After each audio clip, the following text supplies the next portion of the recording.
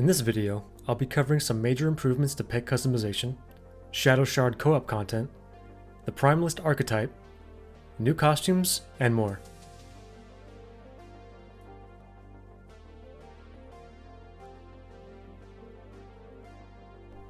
A big draw for our players is the ability to customize your minions. The old system was a little janky and not quite intuitive. It also took away a costume slot for every unique costume you wanted to have for your minions. The old system required you to use a costume slot and make a new costume like you would for yourself. You then had to rename your pet with a code that corresponded to the costume slot you wanted your pet to use. You then had to dismiss and resummon your pet for it to work. While the results are the same, this old system was encumbering and not quite user-friendly. This new update solves that issue entirely. Now, each pet has their own costume slot and no longer needs a PC code in their name to function properly.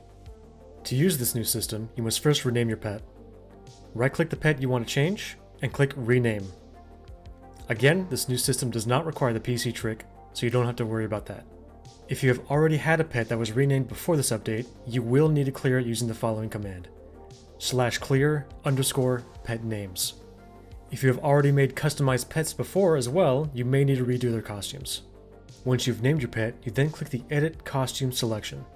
This will bring you into the costume editor, where you can now change the gender and appearance of your minions. Be sure to save your costumes just in case. When you finish up, your pet should update automatically. If not, be sure to check that you've named it first or dismiss and resummon your minion.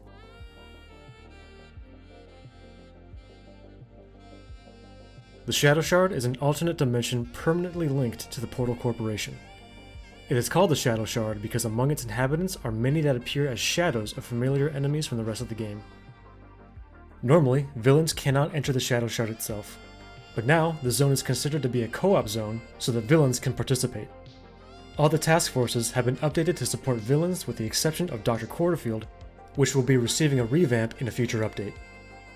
All the old hero-only versions are still available in Ouroboros for anyone looking to experience those versions. To enter the zone as a villain, go to any tunnel entrance and select Firebase Zulu. You will walk into the portal and be able to form teams with anyone else in the zone.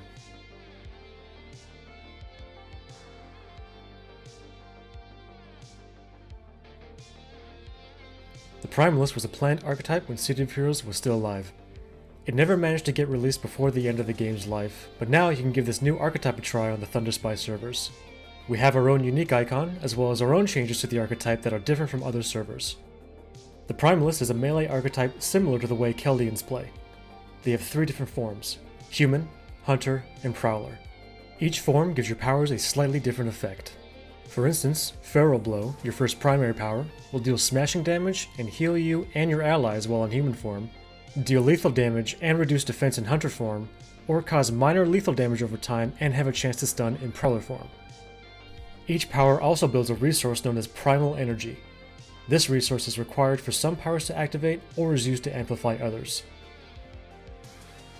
Some differences between our Primalist and other servers is that our Primal Energy does not scale based on enemy level.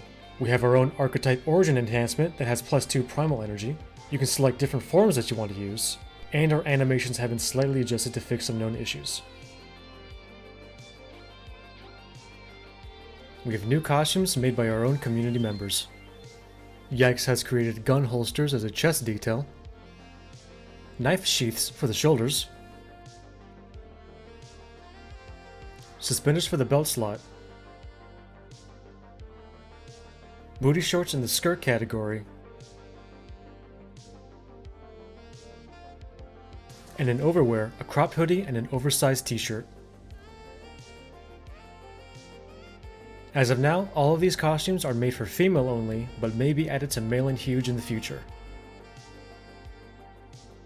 Ice has created a paper bag costume that you can access in the medieval helm category.